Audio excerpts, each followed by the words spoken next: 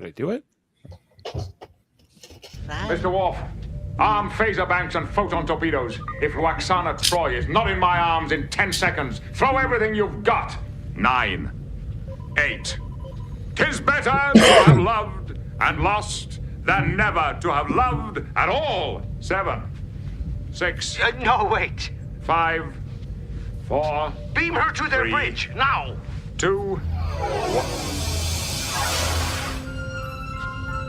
You wonderfully jealous fool, you.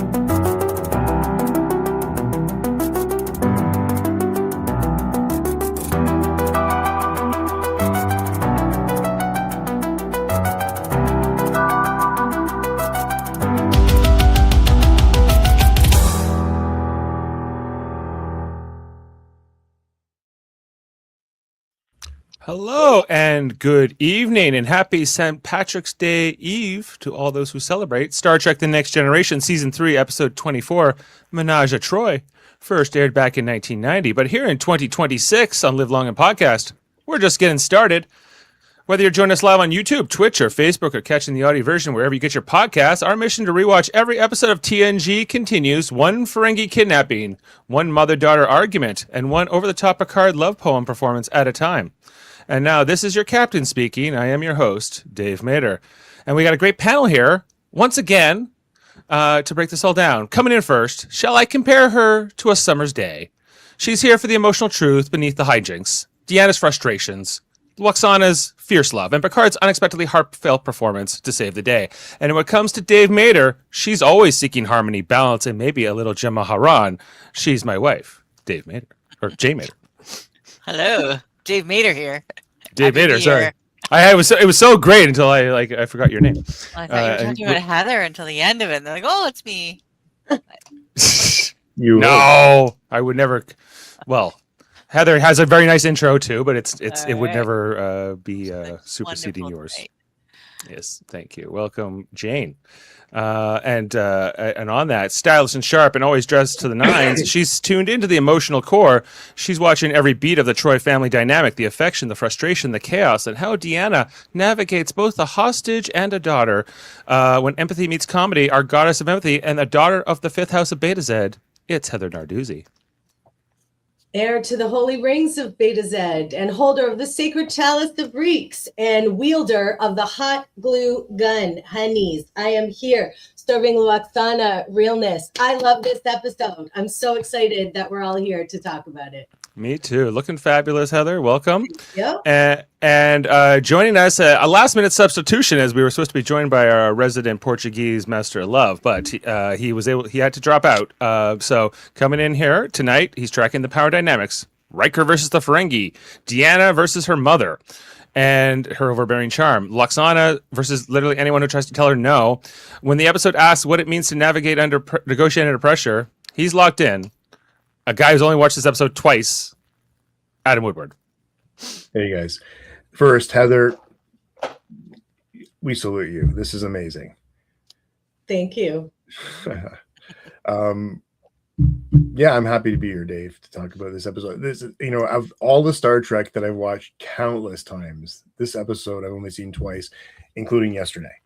So you watched it like 1990, so like 36 years ago, and now is that what you're saying? Wow. Okay. Yeah. Okay. I was never a Lwaxana fan. Sorry, Heather.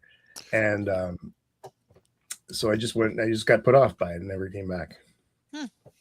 Well, hey, we're going to talk all about. She calls Worf Mr. Wolf. I like that. Mr. Wolf? Yeah.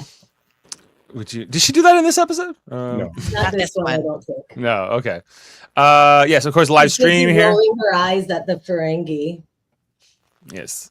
Yes, she is a lot. This is a live stream here. So comments coming in. The Ferengis are perverts. That's apropos, I'd say. Thanks for the comment, Sam. This episode is so good, it's bad. Oh, okay. We're gonna have to talk all about that.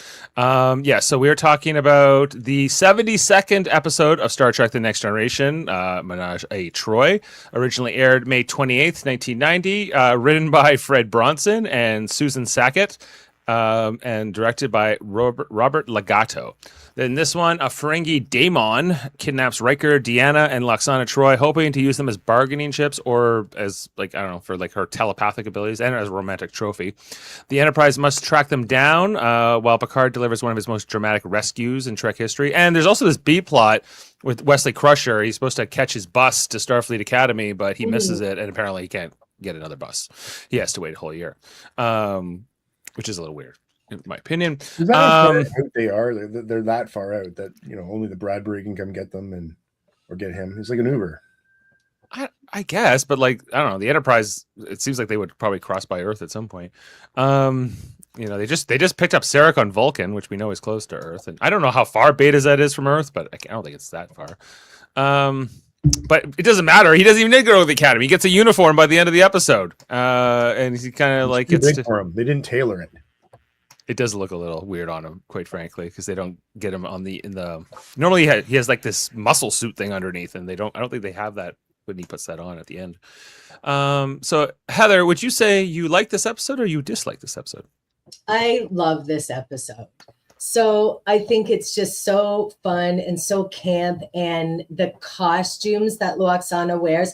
This is a pale imitation of what she's actually wearing in the episode, which is my all-time favorite outfit she wears. The 80s splendor, the fashion of it all, the hairdo. She wears like 5 different things in this. I love it.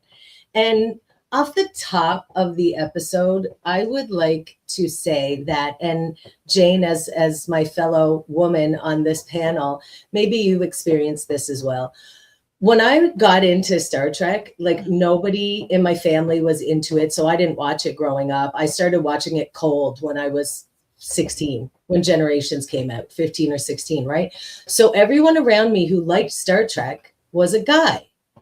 And I feel that not necessarily because my guy friends were misogynist, but because there was at the time a lot of internalized misogyny toward Star Trek, toward the fandom, and the attitude I found was often, ugh, it's a Deanna episode, ugh, it's a Crusher episode, ugh, Lwaxana, God, and because maybe, and I hate to admit this, maybe I was a bit of a pick-me when I was young and kind of finding my way in the world, and so that was how I viewed those episodes when I was younger. But as I've gotten older, and there's just so much more discourse available about Star Trek and different voices and different perspectives about it, I've really come to look at it through a different lens with different eyes. And Lwaxana, I think, gets a lot of undeserved hate, as I feel Keiko does as well. And I just adore Lwaxana episodes. I think she's so fun and campy and adds a lot as I was going to say tertiary character, but I don't know if she's even tertiary. I just love all the Lwaxana episodes, and I do know she's a really polarizing figure. So I'd say she's one of the more polarizing figures, more so than Keiko, I would say. Lwaxana, I think, hits a nerve in particular for a lot of men. For any kind of overbearing mother-in-law type or grandmother type character in the family, so I remember when we were doing the podcast with Shives on the Deep Space Nine episode where there's Xanthi fever. And I remember assassination, love it. Yeah, and I remember that the Shives was like very much against Lwaxana, and to the point where I was like, I think there might be some personal baggage she's bringing along for this. You know, and that's my take on her. Like, but for me, Lwaxana feels so like such a real person. Like, you know, like sometimes even more so than like the main cast because they're so perfect and they're so awesome. And, you know, she's a little bit annoying and pushy and she can read everyone's minds and she knows she's making people uncomfortable. Right. So it's kind of like it's an interesting dynamic with her. And coming from a family where, you know, I guess, you know, they almost sometimes get some joy out of seeing you squirm like that. I definitely something I relate to. Okay, well, Jane, I just want to say something because I feel like I should. Because I originally said I'm not a fan of Lwaxana, and it's simply not because of Lwaxana. It's more about, first of all, as this season's going on, Riker is annoying the crap out of me, and even this episode more than ever. So maybe that was part of it, but I really do like the Lwaxana Timothy episode. That one was really great. That is really good. Yeah. Oh, the one where like the Death Wish one. Yes. Mm-hmm. Yeah, well, that's a great episode. I think she has a lot of great appearances. I'm a fan of her. I got the one with her and Alexander is probably my least favorite. But the higher, the fewer. It's so fun. It's fun, but it's not my favorite. I guess you know that's all. Yeah. And the one with like the one that had Kirsten Dunst come in as a guest star. That one. Yeah. That was such a sad one. But like I think Majel Barrett gets a lot of undue you know just people trashing her like and her like she was a very good actress and a very good you know performer, and you know we saw her play Nurse Chapel but also Number One and this character but and the voice of the computer, and I think like her legacy in Star Trek is undeniable for me. But I agree, and I just think that it seems to me now that she is getting her flowers more so than she did in the 90s. Like people recognize her contribution to Star Trek a lot more now, myself included. And I think that's great. I really like that. Yeah, me too. Jane, do you have any thoughts about this episode? I would just say, Heather, I had a different experience getting into Star Trek. My grandmother was into it. And so I'd go over there, you know, on the weekends and late at night, stay up and watch Star Trek on reruns. Oh, she froze there. Jane, come back. Jane. I hadn't heard this story before. I was looking forward to it. Oh. Jane, you froze for a moment. Oh, now we can't hear you. Oh no. Hi. Well, you got to unmute yourself.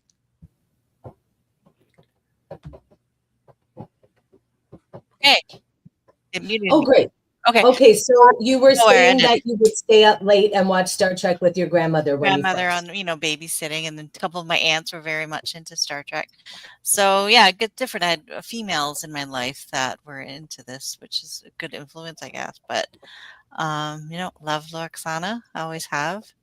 And this episode, I guess I thought it was just you know, when we started doing these, the podcasting again, and we Star Trek Radio Theater, at the beginning, we used to do like a spinning wheel that would just kind of pick the episodes for us randomly. And this episode came up, like, okay, we're going to do this one. And it was like, yeah, I didn't love it, you know, or, you know, it was just a mid one. And we did it. It was a lot of fun. It was fun. But rewatching it again here, like 4 years later, I don't think I've really revisited it since. I forgot how like there are very dark parts of it too in this episode, like where I was like, oh, when that bed comes out, like not so fun. So yeah. Yeah, I think the Ferengi get off way too light in this episode.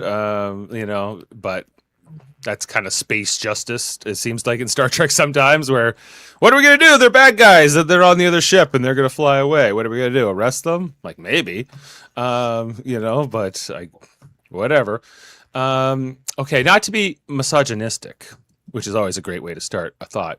So I think like Majel Barrett famously was the like Gene Roddenberry's mistress when he was on original series. He was married to somebody else at the time of the original series, and during this show, he's also has a mistress on Majel Barrett, which is Susan Sackett, who is like his secretary and the co-writer of this episode. And the episode's called Ménage à Troi, which is a play on Ménage à Trois. I don't know. I don't know what to make of any of that. I don't know if that is that do you have any sexy fun facts about that, Adam? I'll have to figure that out, but yeah, but I just wonder if any of that kind of stuff is part of the dislike around her character or around these story. I don't know. Like I think that there's just a general feeling of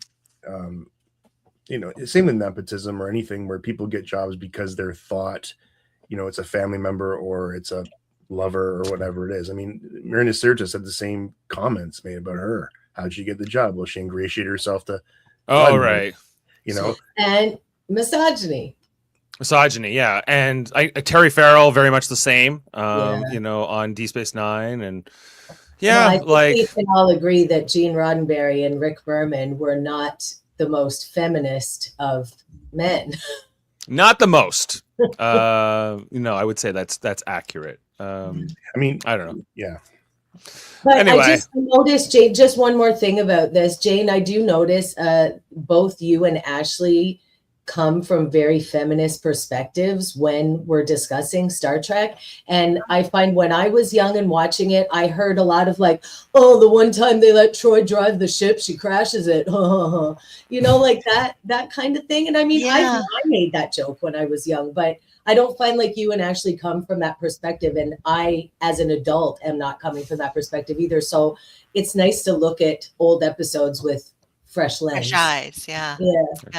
Yeah. And if anything, I like Crusher and Troi. Well, I never really felt like that. Like I hate as a Troi episode, but I definitely like them even more now, talking to you guys about them. And with that all said, we can jump into the episode. Let's talk about it and everything we saw in our screenshot. So the Enterprise starts off this episode at Beta Z for the annual trade conference, which I guess the Betazoids host. This is the first time we visit Beta Z.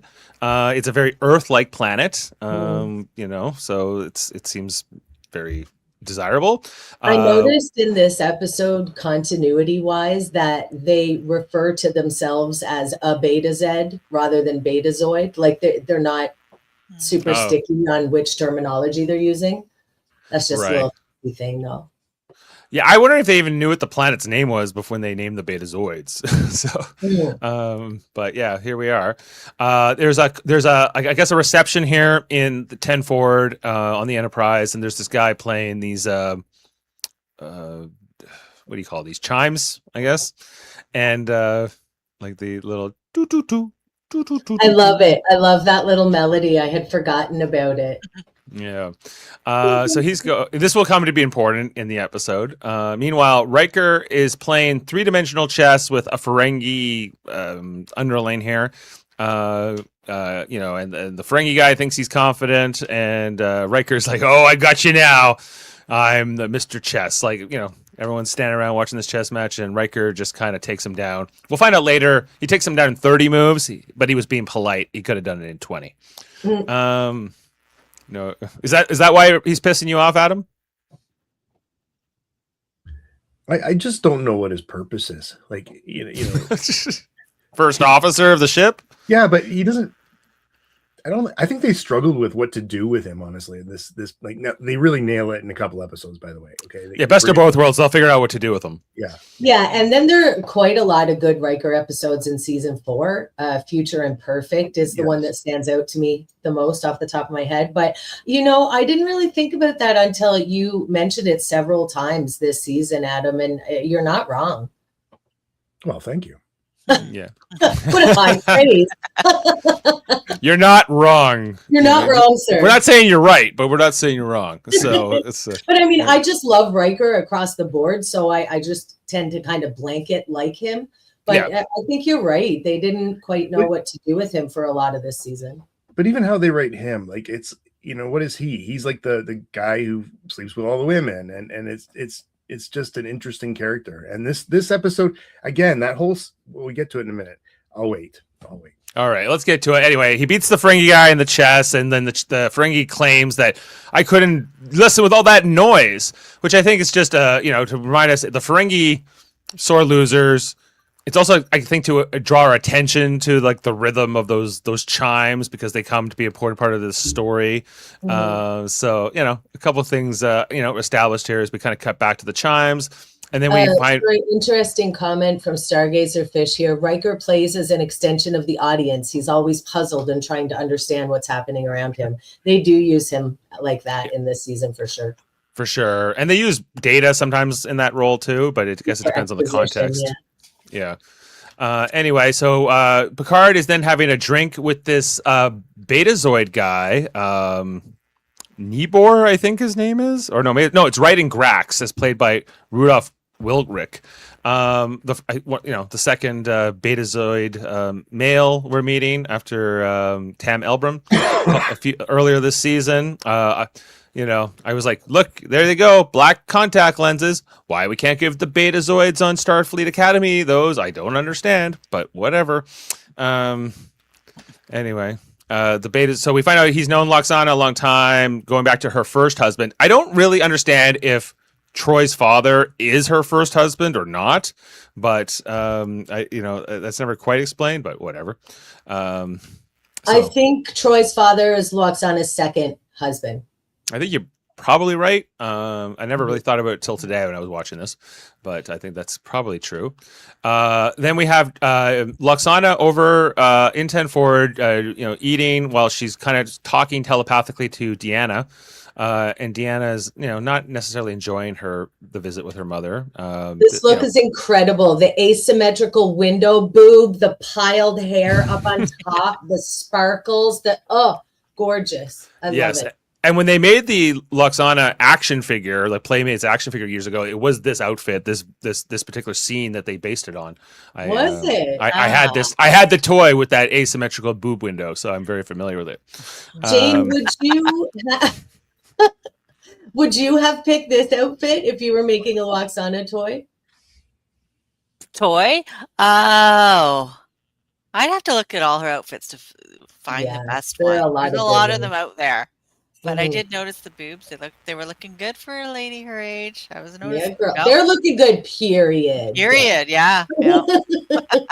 Yes, Lwaxana here, and Deanna doesn't like her talking to her telepathically, but Lwaxana's like, I'm eating. You want me to eat with my mouth full? And I don't know. It's like Lwaxana's the overbearing mother, wants her daughter to get married and have babies and settle down, and it's kind of that old trope. That's what made her happy. Why? Well, that can make you happy, And then Riker comes along and he kind of rescues Deanna from her mother, but Lwaxana is always like, "Why don't you just marry Commander Riker?" And then which she eventually does, But I don't know, not on the timeline that Lwaxana wanted. Anyway. So they kind of scurry away here while Lwaxana is like, I don't know, just plotting her next move that she's going to put into her daughter's ear or to Where's somebody else's. Mr. Hum with the gong, though? Is he slacking?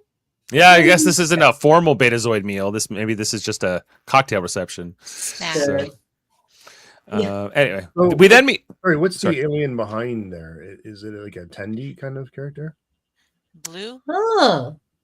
Could be a Bolian. Yeah, or... Maybe, I don't know. This guy's pretty weird looking too up here. I think he's one of those snake guys. He might be a snake man. Anyway, so then we meet our Ferengi characters. DaiMon Togg, as played by Frank Carcentino. And Ethan Phillips, everyone, is playing Dr. Ferrick. Of course, Ethan Phillips, famous for playing Neelix on Voyager, but this was the first time I think he ever was in a Star Trek episode. And you just recognize his voice right away. Oh, yeah. And as we found out on the Star Trek cruise, he's really more known as Johnny Phillips to his friends. Not Ethan, I guess more of his a proper name and stage name. But he's quite the character. Money from Ethan. I don't know. That's what they call him. Anyway, so Damon Togg is enamored with Lwaxana Troi, whereas Dr. Ferrick finds all of this disgusting and all these, he's not interested in these aliens and the non-Ferengi, but Damon Togg very much is enamored with Lwaxana's asymmetrical boob window and maybe more. Who knows? So, and he decides he wants to, I guess, pursue her.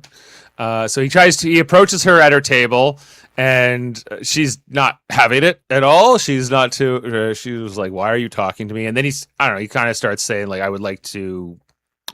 He says it in an offensive way. Whatever he's intent, it goes about as badly as it could for someone who actually seems a little bit earnest. Like for a Ferengi, I think he's kind of trying. But he doesn't really have a roadmap here. So Dave, this is where he actually offers her, like, he wants to buy her. He wants to buy her. He wants to, yeah. And then, so Lwaxana tries to get away from him, and then comes over to Captain Picard, who then makes up this excuse to get away from her. He's like, "I need to show you the new mechanism on the aft turbolifts. Sorry, I have no time for you, Lwaxana," which is a hilarious little bit. Then when Captain Picard blows her off, then Damon Togg comes in again to talk to Lwaxana. I think this is where he says like every Betazoid or every woman has a price. Every female, I think is how he words it. It's definitely female. Yeah. Yes, and then she's like she quickly drops any level of politeness or sort of formality she was going for here, and she's like, "Listen here, you little toad," and gets the attention of everyone in Temp Forward, including Deanna and Riker. Riker seems mostly amused by the whole thing. As she tells him that no one will ever buy her, and shove it up or shove it down his ears or whatever else, So anyway, Deanna a little embarrassed. Riker finds it great. And that's sort of the moment here. And then after Dr. Ferrick's like, can we go? You have not embarrassed us enough. But Damon Togg, more determined than ever that he will have Lwaxana Troi. And that is our teaser for the episode. Coming off, then we have our title card, Ménage à Troi, as Deanna. Then she has a quick little conversation here with Lieutenant Worf, asking if we're at war with the Ferengi now after the whole incident in 10 Forward, but it's more in jest. Worf said he finds Lwaxana formidable and impressive for telling those Ferengi off. So he's all about it. And Deanna says she's going to pass that along to her mother, who just happens to be on the other side of this wall as she's in her quarters. Come in, little one, as she likes to say to her. And I always enjoy these Deanna Lwaxana scenes. This one, Lwaxana is like laying down with all these candles lit, trying to get over that whole incident with the Ferengi, and then Deanna apologizes for being so short with her mother all the time, getting so upset. But she's like, well, if you just got married to Riker, then everything would be great, and this is where Deanna, the patience she has to show her mother all the time. And she's like, you can be happy. And she's like, I am happy, but not really. And she starts acting like a kid. Yeah. I find that so relatable because nothing turns you back into a child like bickering with your mom. Yep. That's true. That's true. Yeah. For sure. Look at this dress. This is a great view of it. Look at that wide belt and the cinched waist. Yes, bitch. Oh, yeah. Slay. She looks so good. The one I noticed today watching it was like the earrings that go with it also. And it was a great look. Anyway, she calls Deanna little one or whatever, and Deanna does not like it. Little one. That's what I was called when I was younger. So, little one, don't you ever call me that. I'm a grown woman. Mm-hmm. Then why aren't you having babies yet? Says her mother. But there she goes. So Deanna goes, and I don't know. Like, again, Lwaxana, very relatable for me. Like, not from my mother nor my grandmother, but like it's. Definitely. She did feel bad. You could tell in the scene. She's trying with Deanna. She felt bad. I always like when she does this too. Rats. Yeah. Whoops. Oh yeah. You got me there. Anyway, so Deanna has to kind of go away. After that, then we get our next scene, which is about Wesley Crusher being like a super smart prodigy guy, and he figured something out with a microchip, and Geordi and Data are. This is the love scene, man. They're all like. Oh. This is the love scene, yeah. We couldn't have done it without Geordi, and we couldn't have done it without Data, and then but Wesley is the king. Yeah, well, if Wesley came up with it, and Data's like, it's true. I can corroborate. I wouldn't tell a lie. I think it's sweet. 3 daddies for Wesley. Exactly. That's what they're definitely He's going not gonna for. Get that kind of love of the Academy. We know that. No way. No.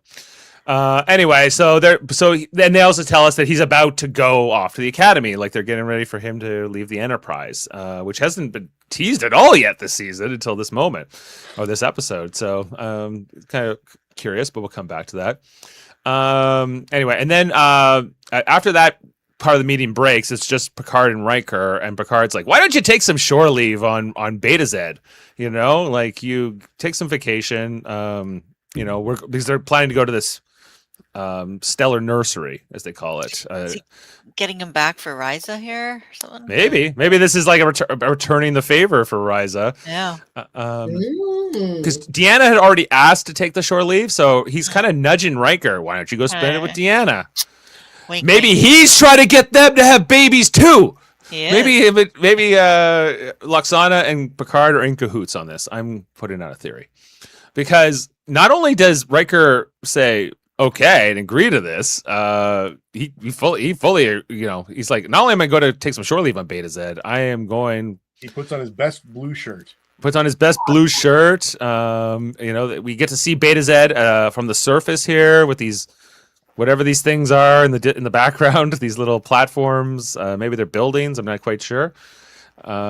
Here in this lagoon. It's really pretty, and I know novels aren't canon, but for anybody who's read the novels Imzadi, based on their backstory, they first fell in love marooned in the jungles of Beta Z. So that is very much giving this vibe. They're like rekindling.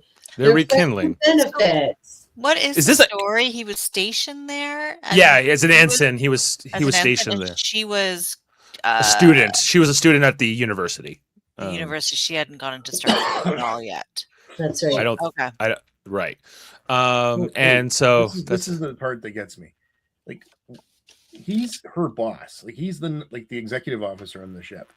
Mm-hmm. Like, and nobody ever sleeps with their boss. No. Preferably not, but it happens. Okay. Like, what's Deanna just slides right into this? Whatever. It's up. I was just kind of like, I'm like, are they a thing now again, or is this like I don't know. I always get a little bit confused about their relationship because they say it transcends time and space and boss and underling and whatever. So does this imply that on the ship when they want to hook up, they hook up? I think so. All right. That seems to be a prevailing theory, although they're free to date other people. It seems like as well.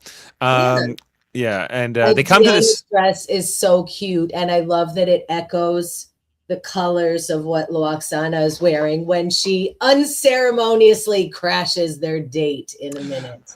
Yeah, and so so they're coming back to this spot where they planted this flower that has like a jingle bell sound or whatever, and like they planted it years ago.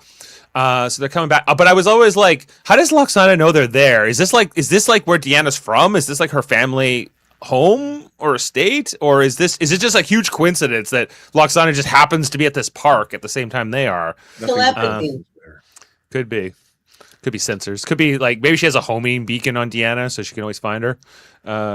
Who's to say? Anyway, so they go find the little flower, and I guess there's romance in the air. They're feeling the old feelings of years ago, and there's some looks here, and then some kisses. But just as they're about to move, Riker's going for the kiss.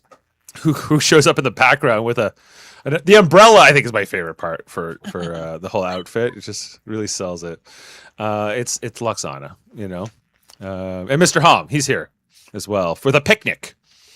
And then she hears her mother, and I just love this, like when she puts his head on the chest there, and they're like, "Oh God, it's her Here we go again. But she is a big Federation ambassador too, right? So Riker's got to play nice. Anyway, so I know this is like a specific place in LA that they always film basically this at. Probably will come up in fun facts. But it's a nice little park. And the scene here is they start having this little picnic. Riker gets to try the oscoid, which is very different. I think I pulled that one. Where is that? Try the oscoid. Very different. Yeah. It's got the sap in there. Anyway. So is this where Lwaxana is like saying like kind of nudging them to maybe look at getting married. She sends Mr. Hom off to go pick Uda berries. Betazoid Uda berries. And she doesn't even say please. Anyway. But this will be a problem because he's not there when they get beamed away in a minute. As DaiMon Tog shows up.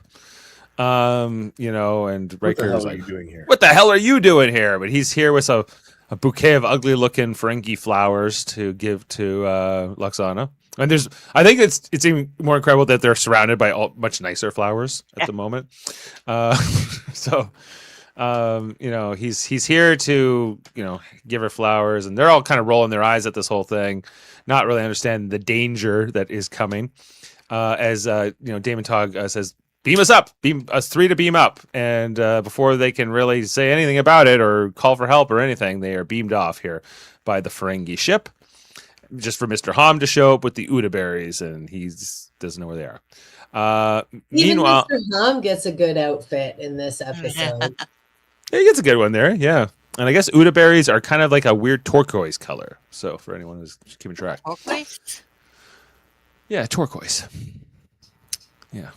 Anyway, on the Ferengi ship, the Creton, I think it's called, we see here 2 Ferengi guys playing chess, and we see Riker and the 2 Troi women wake up in the cell. I guess they were unconscious after the beam up. So they put Lwaxana on the floor. That's what I was wondering. What's with the placement? Yeah, why were they placed on beds and she wasn't? I can't answer. Can't quite answer that. Anyway, well, so then maybe it's the Ferengi thing. The male is on the bed and the 2 females are on the floor. Yeah. But Deanna's on the bed too. There goes that theory. Yeah, I guess they only had 2 beds, and Riker and Deanna get them for whatever reason. Riker's he has his communicator, but they're too far away to call for help. There's a force field here, so they can't get out. I think he would have known it would hurt.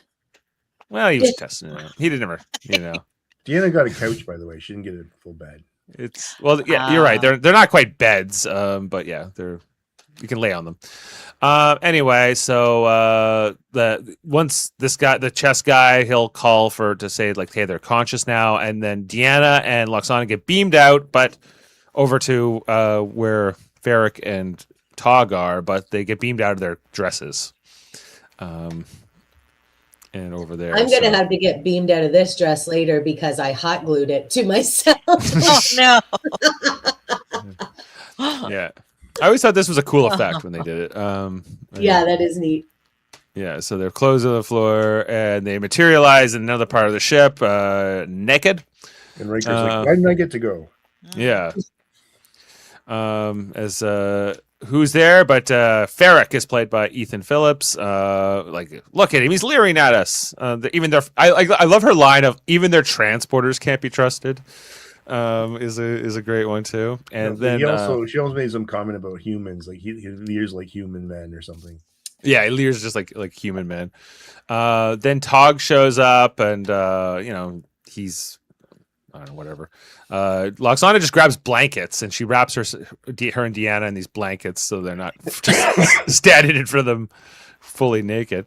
Because it's cold in here. You have to let me get some warmth.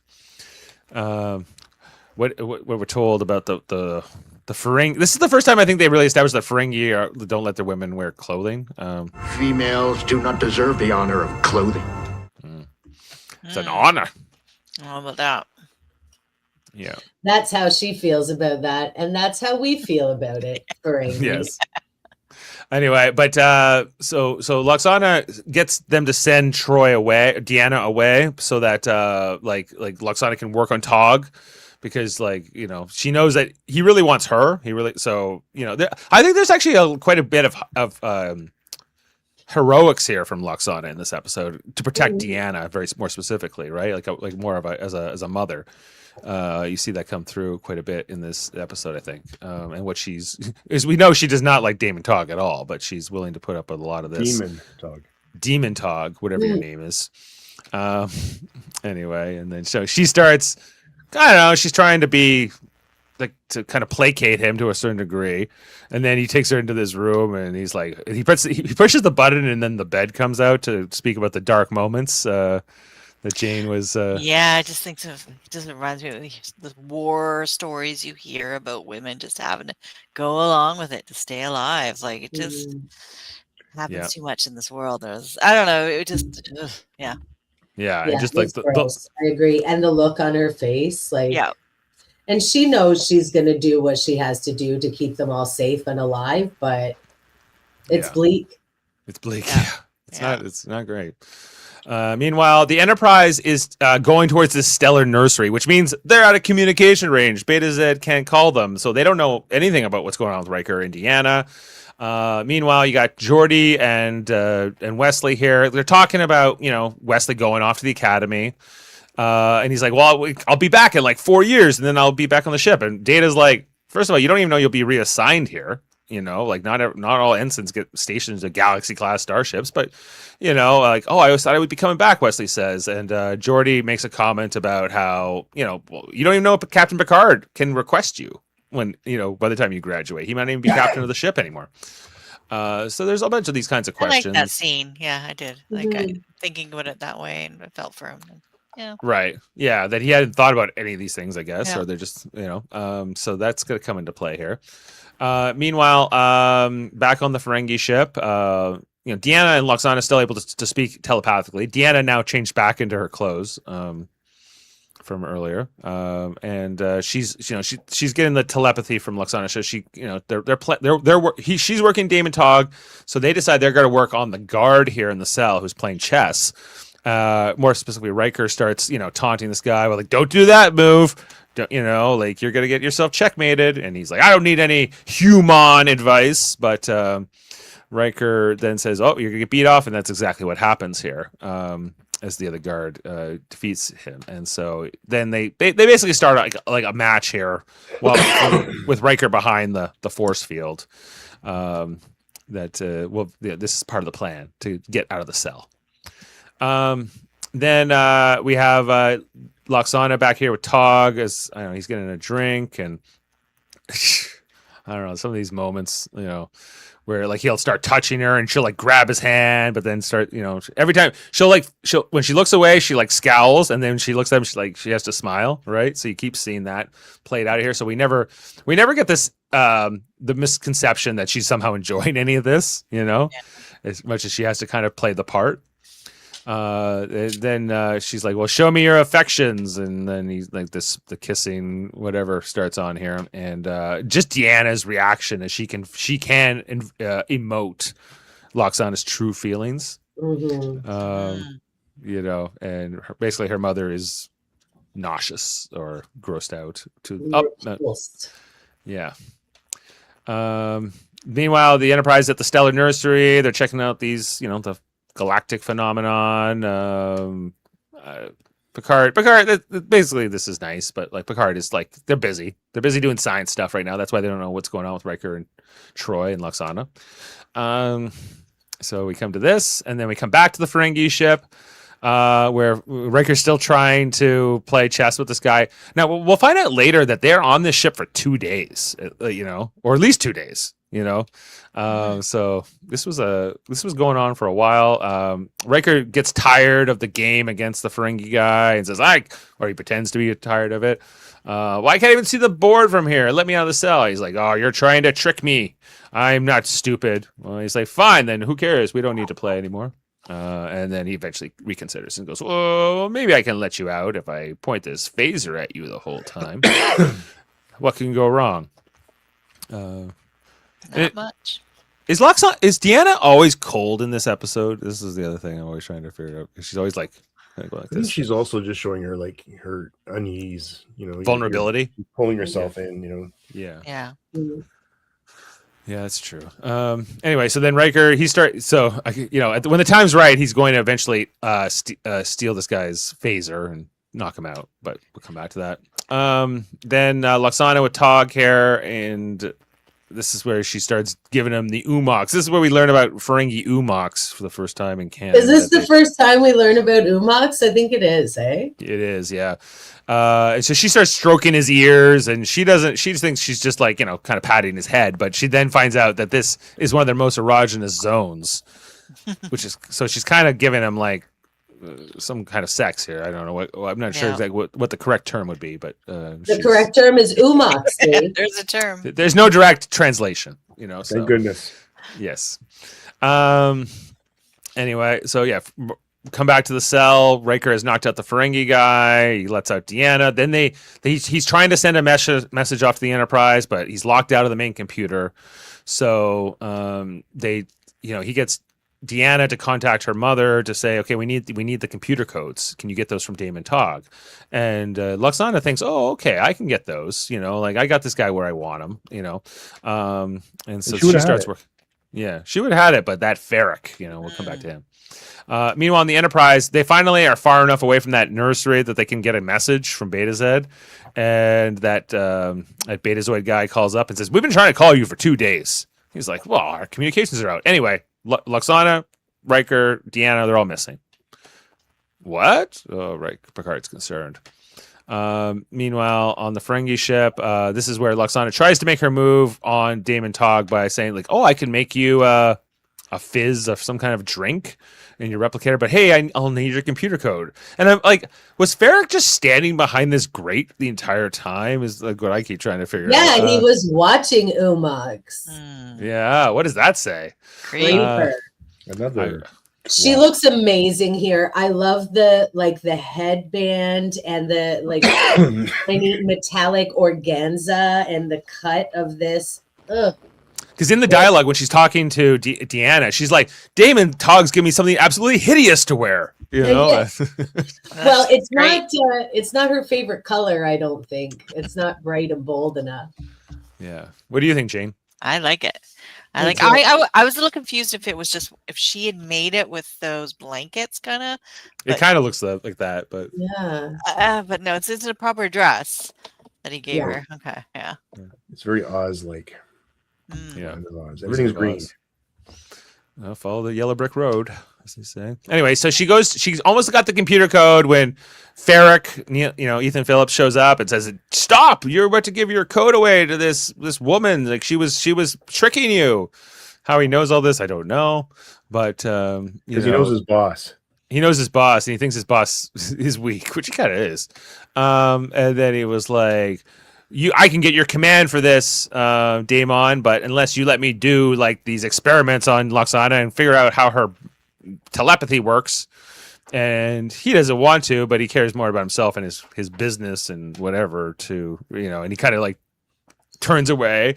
And then I don't have a screenshot, but there's that whole part where she's like, "No, don't take me to your torture chamber." Anyway, it's pretty dark, anyway.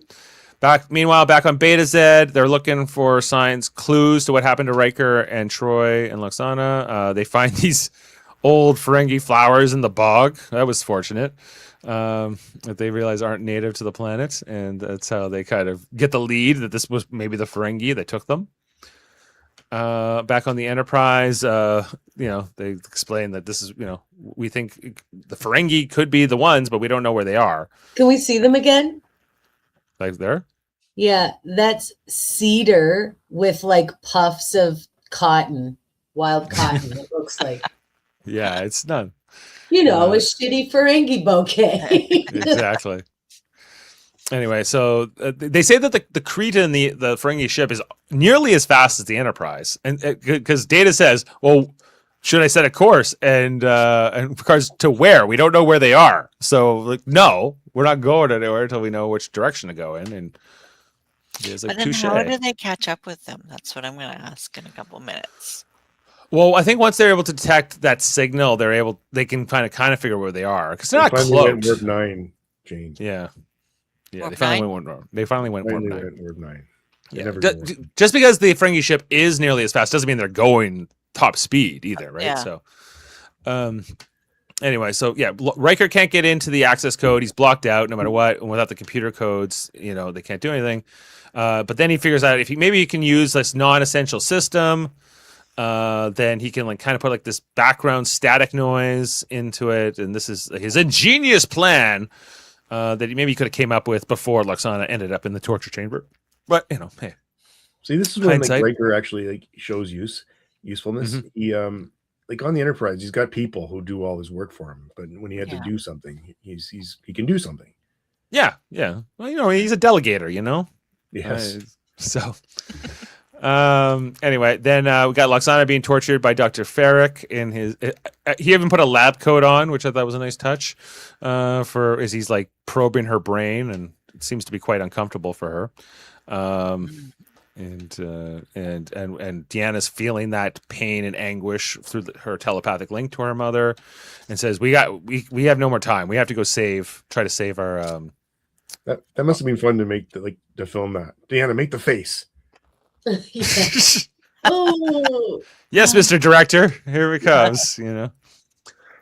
But anyway, so she's being tortured more. Riker and Troi, Deanna specifically, they go off to help her mother. And on the Enterprise, this is where they eventually do get the signal, the background static that's been given this chime sound from 10 forward from earlier.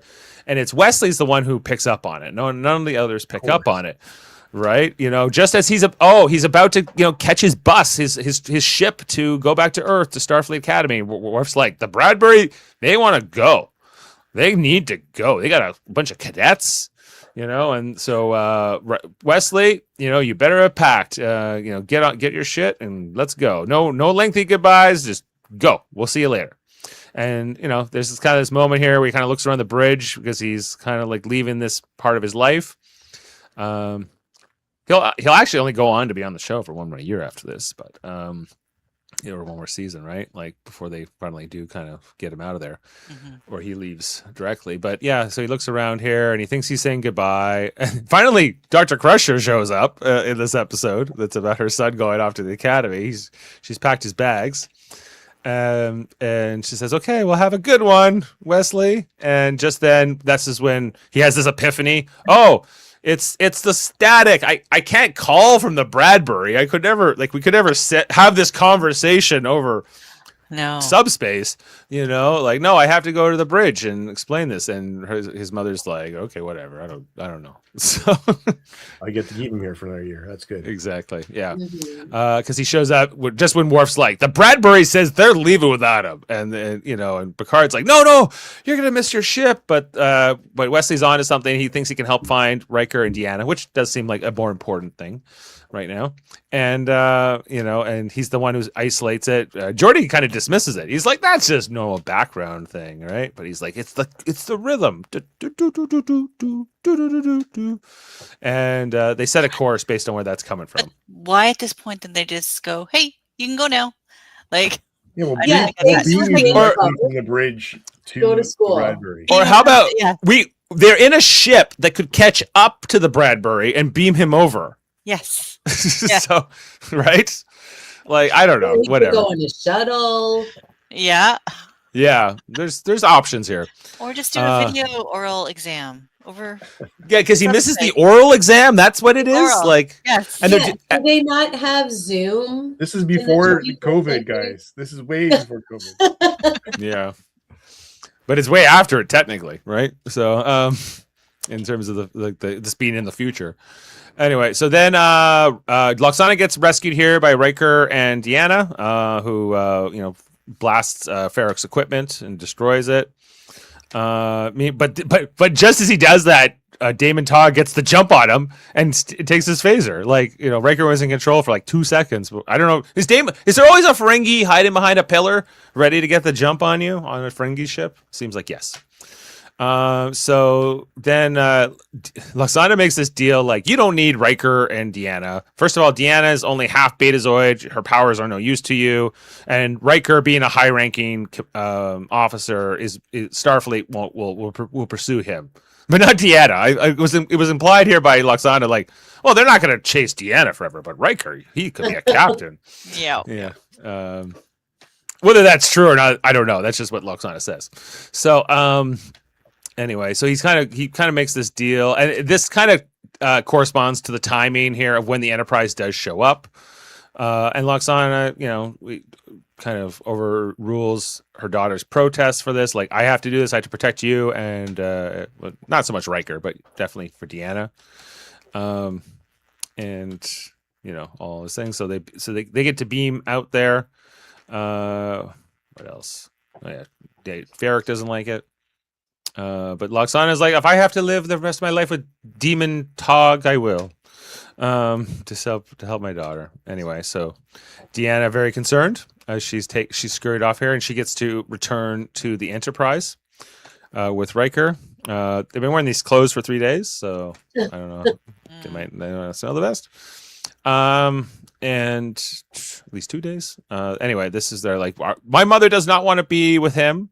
I know it, but she's doing this to keep us safe. And as we got Picard talking to the Daemon, Lwaxana is like, no, you can't have me back, Picard. And there was this whole part earlier I didn't mention that she said, Daemon's like, I don't want to hear about your past lovers, any of your past relationships. So she has no idea that there's like this fake relationship presented here with Captain Picard.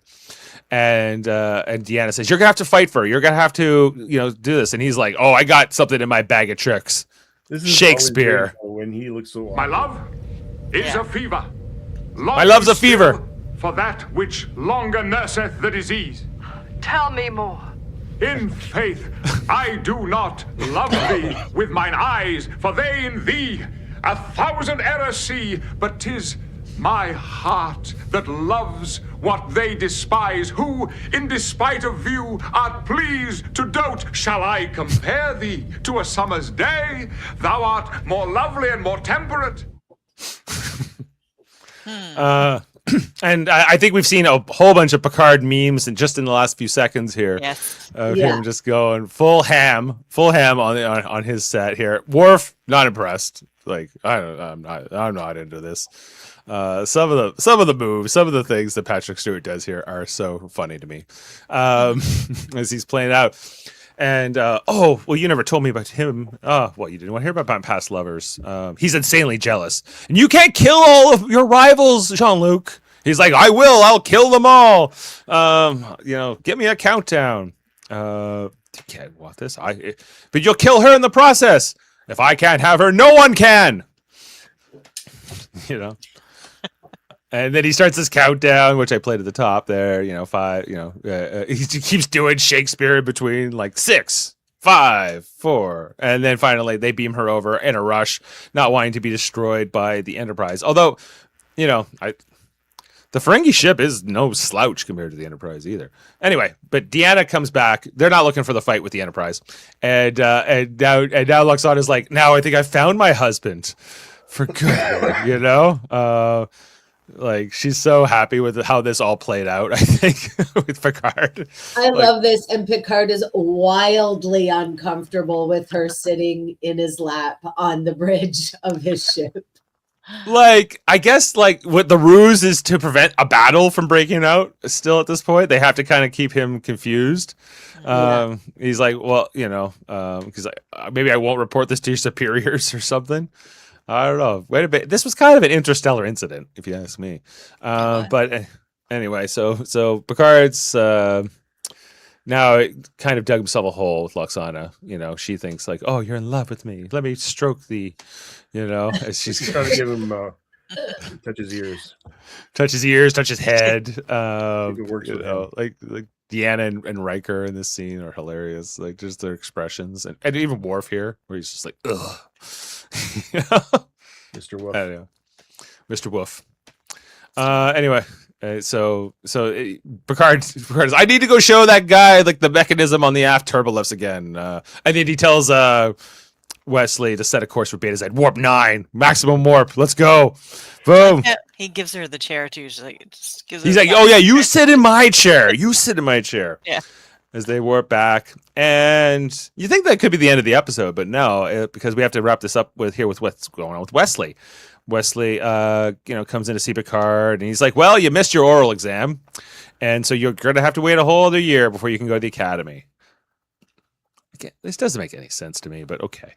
It seems like he was kind of like doing an official duty for Starfleet. In fact, at the time. Yeah, no, it doesn't make sense.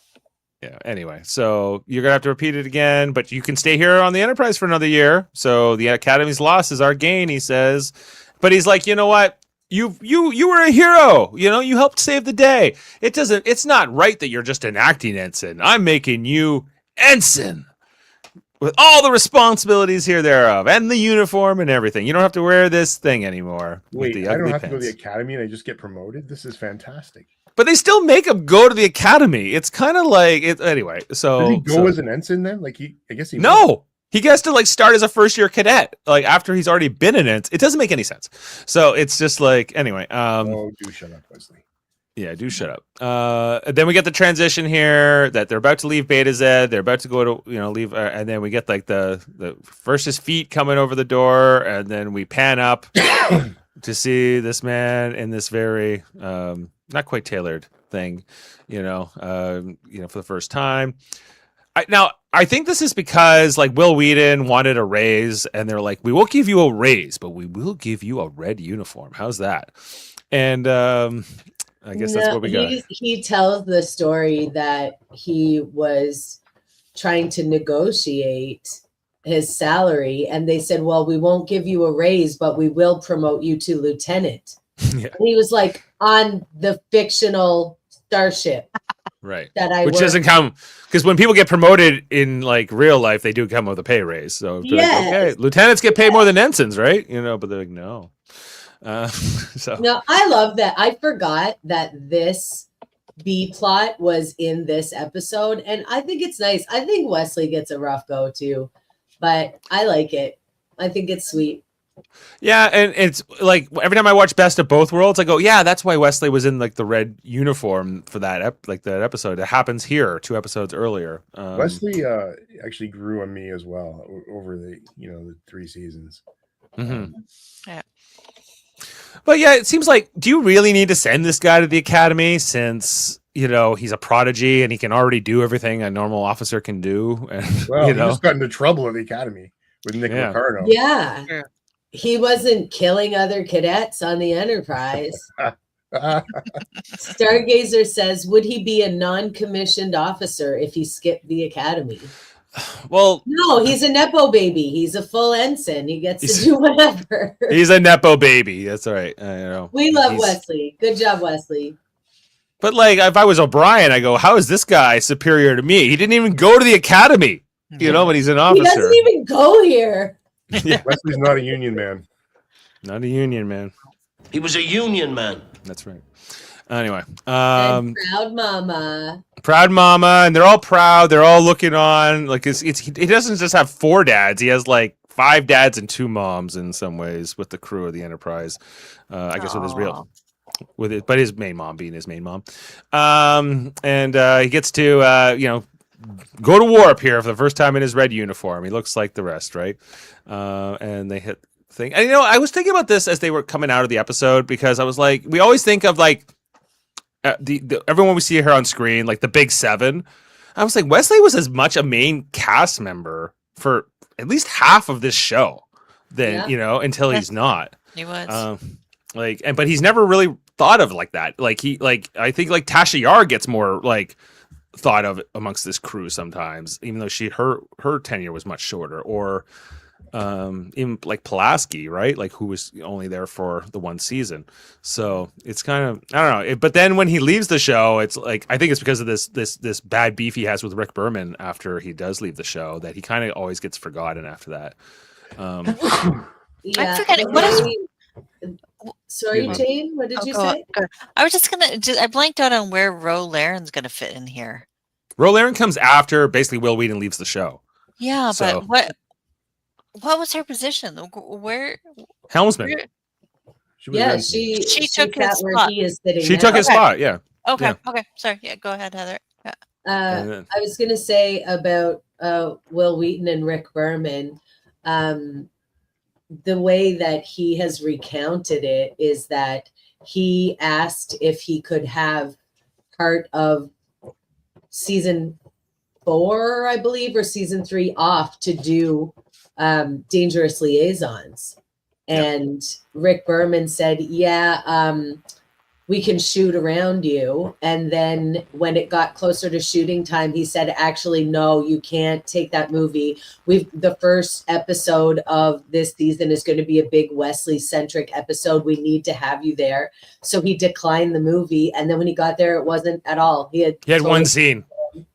Derailed it. And then it really felt like he wanted to have him under his thumb and punished him for wanting to leave the show. Cut him out of Nemesis. You could only see him for like 1 second in the wide shot at the wedding, all of those things. So I was really happy to see him, spoiler alert, come back as a traveler. Yeah, me too. And that's all. That's my understanding of everything between. I don't know, like. If you ever had a boss who just really is overbearing and wants to play mind games with you and control you psychologically, that's the impression I get of Rick Berman. Absolutely. From you many know. accounts, like Denise Crosby, Terry Farrell, Will Wheaton, they all speak really poorly of him. Yeah, I don't think but some of the others like Brent Spiner and like a few of the others, they seem to like him. Or they at least have a good. Well, it's relationship with easy him. to like him when you're the golden boy. Right, literally. Yeah. Golden eyes. Yeah. Anyway, like it's just. I don't So know. what do we think about the Wesley cap on the end of this episode? I think it's really sweet. I like it. I think I don't like it. It's because they still make him go to the academy after this whole. Like, I'm like, fine, he's an ensign now, but like he never went to Starfleet Academy or something. Like Picard just decided, like that's what it is, and that's what happens here. But then they decide he will because they want to write him out of the show basically at the end of next season, and so they say, okay, well now he'll go to the academy. And then he'll become, but it doesn't make a lot of sense to me that like he would start off as a first year cadet after having done all this, after having saved Earth from the Borg and done countless other things. But that's what happens, you know. It just feels weird to me. How many years is the academy? 4 Do you know? years. 4 years. Yeah. Yeah, you could have skipped the first year for sure. Yeah, like why do you need to do 4 years at the academy when you've been piloting the flagship of Starfleet? Right, and Several like years already. the way they present the academy in this show is like it's hard to get in the academy. You got to pass so many tests, written, oral, like psychological tests, and then we watch this new academy show, which I won't spoil too much for you, Heather. But like it's like. Come on, come one, come all. We could. It doesn't really matter. Like you know. Well, it's also 3,600 years in the future or whatever. It's about 1,000. Yeah. Yeah. So Yeah. anyway, I don't know. Maybe their standards got lowered. No, So we just needed people. They just need need people. Yeah. who act like they're in high school. Yeah. Anyway, so Adam, you said you had some trivia. You had some facts for me, and I need sexy, fun facts with Adam. Sexy right. fun facts with Adam, Betazoid edition. Let's go. Hey, let's just talk about Gene Roddenberry for a second. So here's the scoop on him. Back in the original series days, he began a romantic relationship with Majel Barrett during the Lieutenant before Star Trek even launched. By the time the Star Trek was filming, the relationship was openly known on set, and they actually shared an apartment near the studio. But he was technically married to somebody else at the time, right? Right, yeah. They married first in Japan in 1969 and then again in California when his divorce was finalized.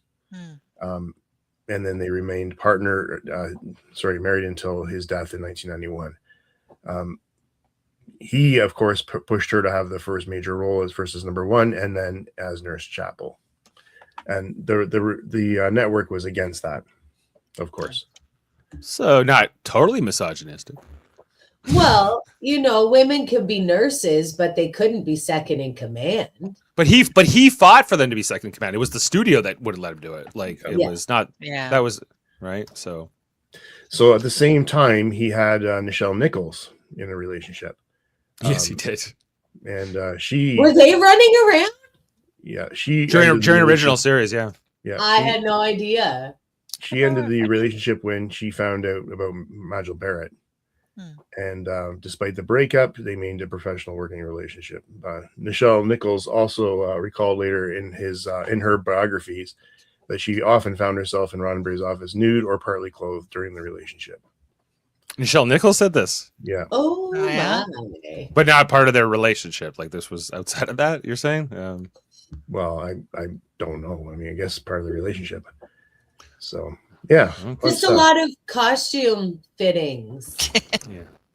Now, according to everybody, there was no real reputable sources on Next Gen that ever put him with Maria Sirtis or Gates McFadden or Denise Crosby or Michelle Forbes. So there's all talk. He never about tried it. to. He never tried to get with those young new cast members. He stayed more in his Nobody's age ever range. said it happened. Like nobody legitimate. Okay. Yeah. Right. Okay. Okay, let's get into the fun facts now. So, this episode is the origin of the snapshot of Picard with the stretched out hand, where he which circulates the web as the internet meme. In that sequence, he's reciting William Shakespeare sonnets to Lwaxana, specifically from the line, "Shall I compare thee to a summer's day?" Yeah. So, the scenes on Beta Z were filmed, Dave, you asked this earlier, at Huntington Library Botanical Gardens in Pasadena, California, where Justice was also filmed. Yeah, so just right. Yeah, it looked familiar, and I feel like they'll come back to this a couple times. Like when, Is that Bob Seger? the running planet? That one? So they're running? all Yeah, the time? running planet. The running planet? Just Yeah. Everybody's running.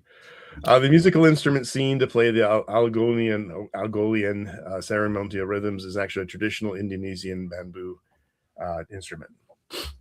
Okay. This is the first appearance of Ethan Phillips, as you called out earlier. And turned out to be a great character in Star Trek along the way. The ship that was supposed to carry Wesley to the Starfleet Academy was called the Bradbury, after the pioneering science fiction author Ray Bradbury, who wrote Fahrenheit 491. And the Martian Chronicles. 451. 451, pardon me. Yes. 911. Gosh. Michael Thank Moore made Fahrenheit As 9/11. I said that, I knew I was wrong. So I appreciate you calling me out. This is the first time we see the Umax as making its appearance in the show. And the torture chair was actually a dental chair. Go figure. Yes. Same thing. Yes, same thing.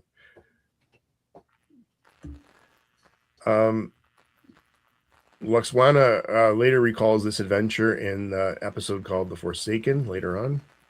I don't remember that. That's a Deep Space Nine episode. Yeah, Yeah. she's telling Nodo about it when they're stuck in the turbolift. Oh, okay. When he goes into the bucket. When he goes into the bucket and she says, "I can swim." Iconic. Hmm. That's right. This contains one of Lwaxana's 2 implied nude scenes in Next Generation. The other was in Cost of Living.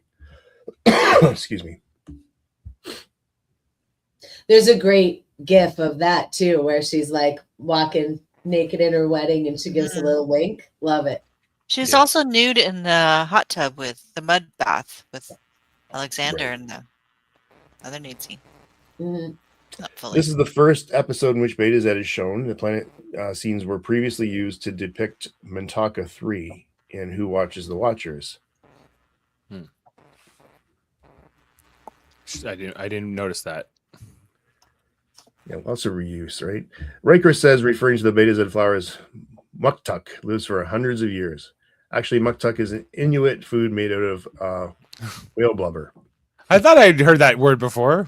Well, it's like remember that episode with like the Darmok, and they're like, well, what, like, tell me what this word means, and it can mean like a lot of things on a lot of different planets, right? Like, but Okay, while Captain Picard takes the unusual step of granting the full field commission to Wesley Crusher, an underage teenager with no formal instruction, it is well established there are non-commissioned officers in Starfleet. That is, individuals who enlist for service without going for the 4 years of Starfleet Academy. Wesley could have simply been made a petty officer until he left for the academy. So he didn't need to promote him to officer rank. Yeah, could have made him a warrant officer, I guess, too. Or that's more of a specialized role. But yeah. After his character's promotion on the show, Gene Roddenberry gave Will Wheaton his second lieutenant bars he earned in the Army Air Corps. Second lieutenant being the equivalent of an ensign in the U.S. Navy. Present at that ceremony were General Colin Powell and he was the former chairman of the Joint Chiefs of Staff. Yeah, he was the one selling the weapons of mass destruction to the UN before the Iraq War. That's right. I think I'll leave it there, Dave. Okay, well, thank you, Adam. Always appreciate the facts and learn some things. All right, well, let's get into our ratings for this episode and score it. And let's see what we want to put down for this. All right, Jane, would you like to go first?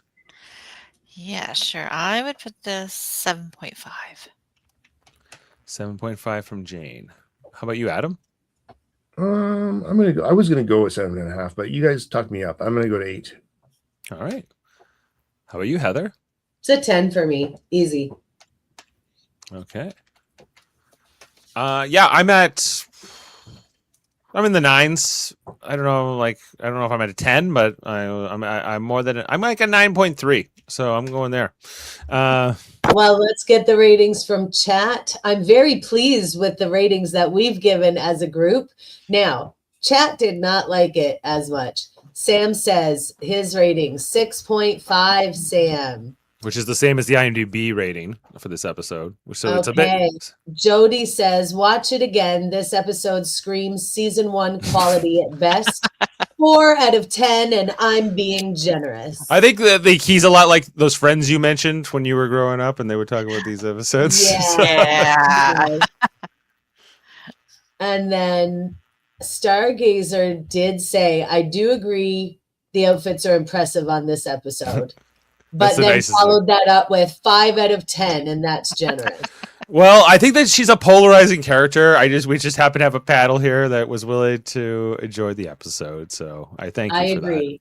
That. Yeah, I have no problems. I love her. She's not the reason I didn't give it a 10. I feel like there's other great ones out there that I need to put Jody's 6.5 in here wherever he is. Jody said 4. 4? Yes, Sam said 6.5.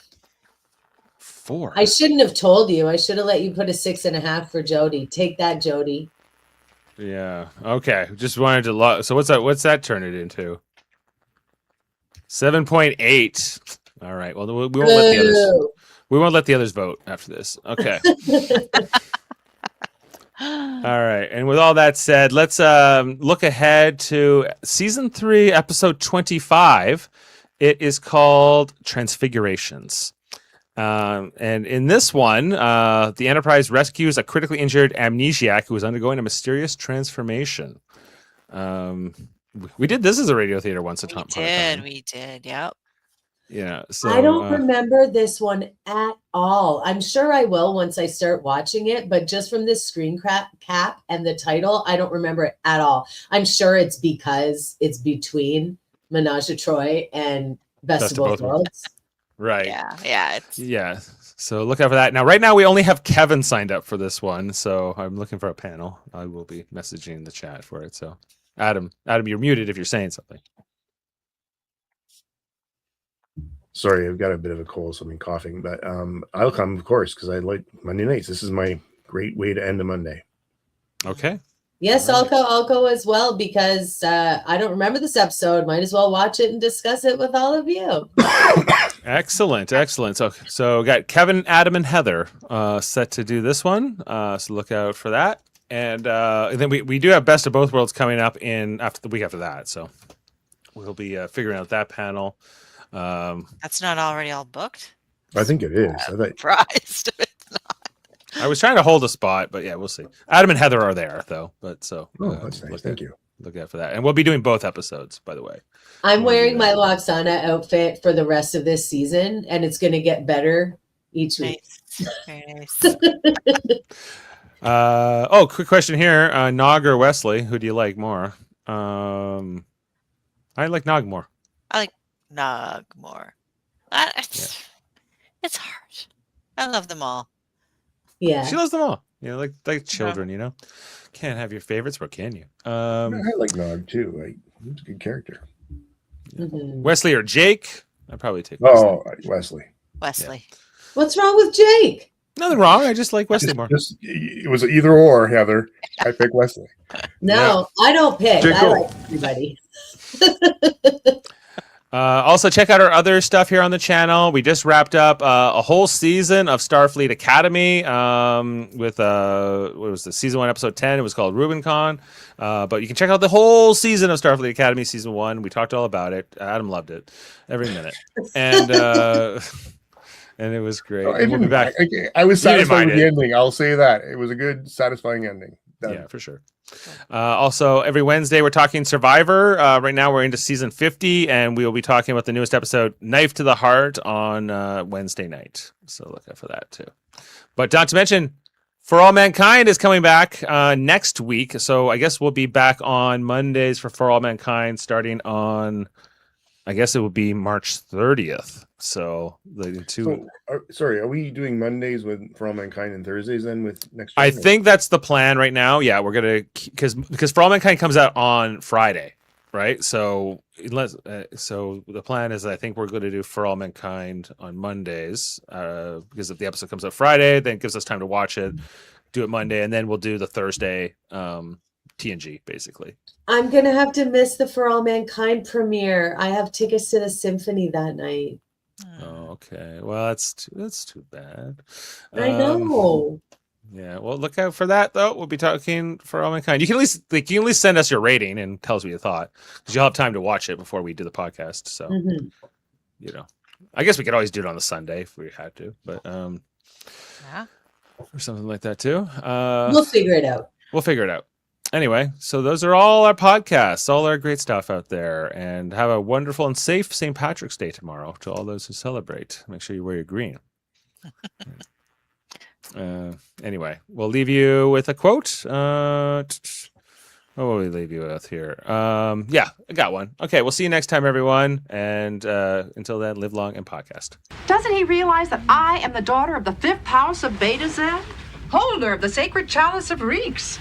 The sacred chalice of Reeks is an old clay pot with mold growing inside it. Oh, well, perhaps one day when you're older and wiser, you'll understand. Beam up some Star Trek content with Live Long and Podcast. A roundtable movie discussion with Hey, did you see this one? And take a peek into the darkness with Heard Noise, Must Investigate with Michael Chan. Watch us duke it out on trivial debates. And let's chat about TV with the Super Mater Brothers. It's all here on the United Federation of Podcasts.